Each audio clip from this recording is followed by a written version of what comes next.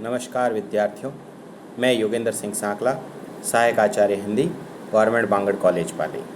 विद्यार्थियों, हम तुलसीदास के अयोध्या कांड के पदों का व्याख्यात्मक अध्ययन कर रहे थे, जिसके अंतर्गत हमने उन 50 तक सारे पदों का व्याख्यात्मक अध्ययन किया। अगला जो व्याख्यात्मक पद है वह है 50वां। इस पद्य के अंतर्गत जैसा कि हम पूर्व में भी चर्चा कर रहे थे कि एक कथा का क्रम चल रहा था, जिस कथा के अंतर्गत भरत जो है अपने पिता महाराजा दशरथ की मृत्यु के पश्चात विभिन्न प्रकार के क्रियाक्रम करने के पश्चात वह राजभवन में पुनः लौटते हैं। तब एक दिन गुरु वशिष्ठ जी शुभ मुहूर्त देखकर वहाँ अयोध्या के राजभवन में आते हैं और भरत को और समूची राजसभा को वहाँ बुलाते हैं। और राजसभा को बुलाने के पश्चात वे भरत से विभिन्न प्रकार से शोक से उभरने का मार्ग प्रशस्त करते हैं और उन्हें कहते हैं कि महाराजा दशरथ की मृत्यु सोच करने योग्य नहीं है। और इस पद के अंतर्गत भी उन्होंने यही बात बताई है कि महाराजा दशरथ ने जो तुम्हें आज्ञा दी हैं वह आज्ञा का पालन करना तुम्हारे लिए सबसे उचित रहेगा, क्योंकि एक पुत्र को अपने पिता की आज्ञा का सदैव पालन करना चाहिए।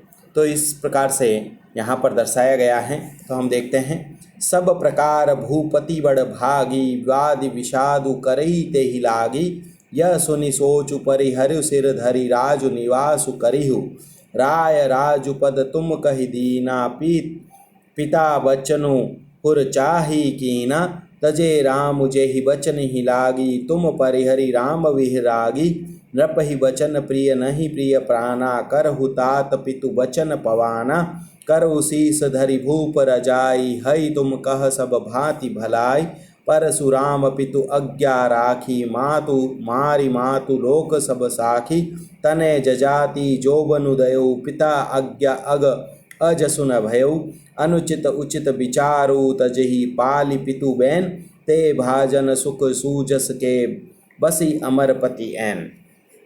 अब यहाँ पर गुरु वशिष्ठ जी जो हैं वह भरत से कहते हैं, क्या कहते हैं, सब प्रकार भूपति बड़ भागी, कि सभी प्रकार से भूपति यानी महाराजा दशरथ, भूपति कौन, महाराजा दशरथ, बड़ भागी यानी कि बड़े ही भाग्यशाली हैं। बड़ भागी का मतलब क्या है, भाग्यशाली हैं।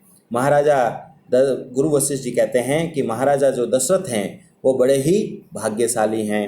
वादि विषादु करियते ही लागी, कि उनके लिए विषाद करना, विषाद यानी दुख, विषादु यानी दुख करना या दुख प्रकट करना, वादी यानी व्यर्थ हैं, कि उनके लिए दुख प्रकट करना क्या है, व्यर्थ हैं। वादि विषादु करियते ही लागी, कि उनके लिए विषाद करना क्या है, पूर्ण रूप से व्यर्थ हैं।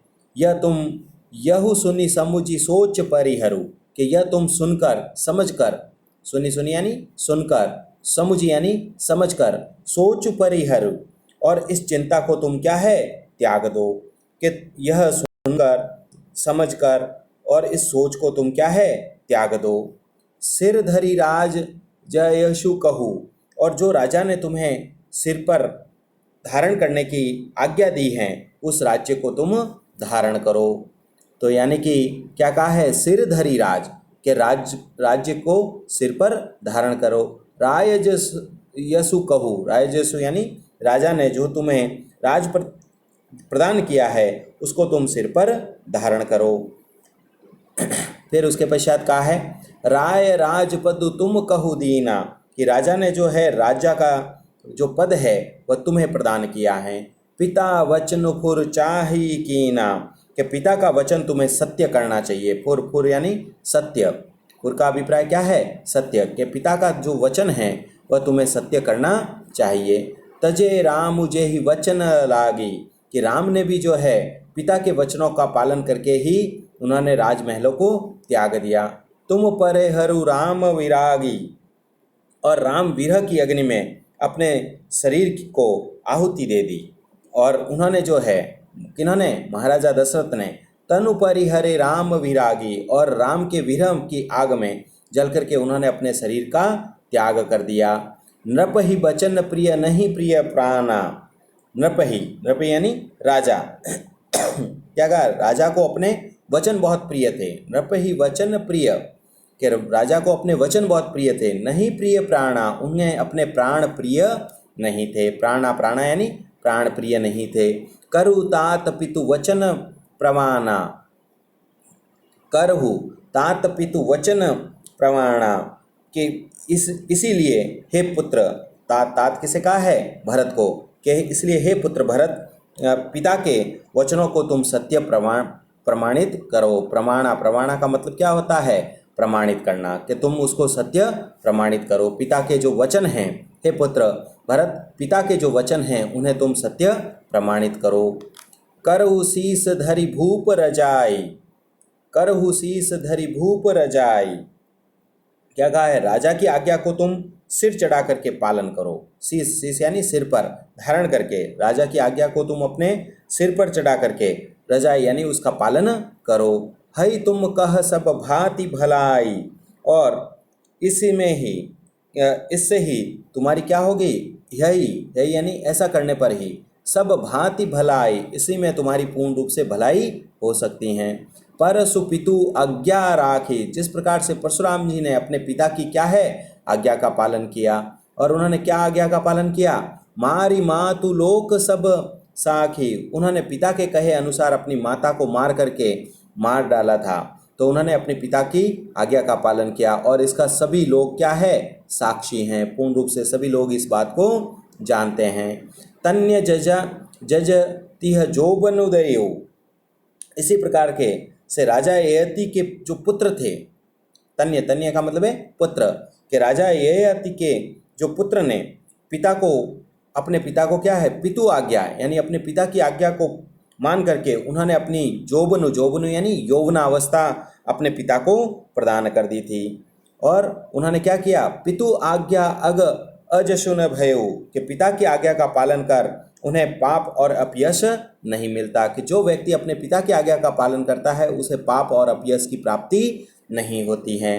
अनुचित उचित विचारो, के गुरु वशिष्ठ जी कहते हैं कि जो व्यक्ति अनुचित उचित विचारों, के उचित और अनुचित का विचार छोड़ करके, तजी, तजी यानी छोड़ करके, पाल ही पितु बैन, और पिता की आज्ञा का पालन करता है, ते भाजन सुख सुजस के वही व्यक्ति जो है इस लोक में सुख और सुयश का पात्र बन करके, बस ही अमरपति एन, अमरपति यानी स्वर्ग, कि वही व्यक्ति अंत में स्वर्ग में निवास करता है। कि जो व्यक्ति अपने पिता की आज्ञा का पालन करके सुख और सुयश का पात्र बन करके, और अंत में वह क्या है, स्वर्ग में निवास करता है। तो इस प्रकार से गुरु वशिष्ठ जी जो है वह भरत को विभिन्न प्रकार से समझाते हैं और कहते हैं कि जो तुम्हारे पिता ने जो तुम्हें आज्ञा दी है उस आज्ञा का तुम्हें पालन करना चाहिए। यदि हम विशेष के दृष्टिकोण से यदि देखें तो यहाँ पर भरत के लिए पिता की आज्ञा का पालन करना ही सबसे बड़ा श्रेष्ठ कर्तव्य बताया गया है। और यहाँ पर हमारे भारतीय संस्कृति की पूर्ण रूप से अभिव्यंजना होती हुई हमें देखने को मिलती हैं। अनुप्रास अलंकार का स्थान स्थान पर प्रयोग होता हुआ हमें देखने को मिलता है। कहीं बहुत जगह पर हम देखेंगे जैसे भूपति बड़भागी या सुनी समुझी सोच सवर्ण की बार बार आवृत्ति हुई है। अंत्यानुप्रास अलंकारों का भी प्रयोग हुआ है। उसके साथ साथ यहाँ पर हम काव्यालिंग अलंकार का भी प्रयोग होता हुआ हमें देखने को मिलता है। अंत्यानुप्रास अलंकार का भी हमें यहाँ पर प्रयोग होता हुआ दिखाई देता है। उसके साथ साथ यहाँ पर जैसे यमक अलंकार जैसे तात है, शब्दों के अंतर्गत हमें कहीं पर पुत्र के लिए कहा गया है, भरत के लिए कहा गया है, कहीं पर ये महाराजा दशरथ के लिए कहा गया है। तो इस प्रकार से यहाँ पर जो है वह हमें पूर्ण रूप से यमक अलंकार का भी प्रयोग होता हुआ हमें देखने को मिलता है। और गेय तत्व की प्रधानता है। उसके साथ साथ हमारे यहाँ पर माधुर्य एवं शांत रस की भी प्रधानता हमें देखने को मिलती है। और अवधी भाषा का पूर्ण रूप से प्रयोग किया गया है। और दोहा और चौपाई छंद के अंतर्गत समूचा काव्य रचित हैं। तो विद्यार्थियों, आज हमने इस वीडियो के माध्यम से इस 50वें पद का व्याख्यात्मक अध्ययन किया। इसी क्रम में जो अंतिम पद बचा हुआ है 51वां, उसका भी हम व्याख्यात्मक अध्ययन अगले वीडियो के अंतर्गत करेंगे। तब तक के लिए धन्यवाद।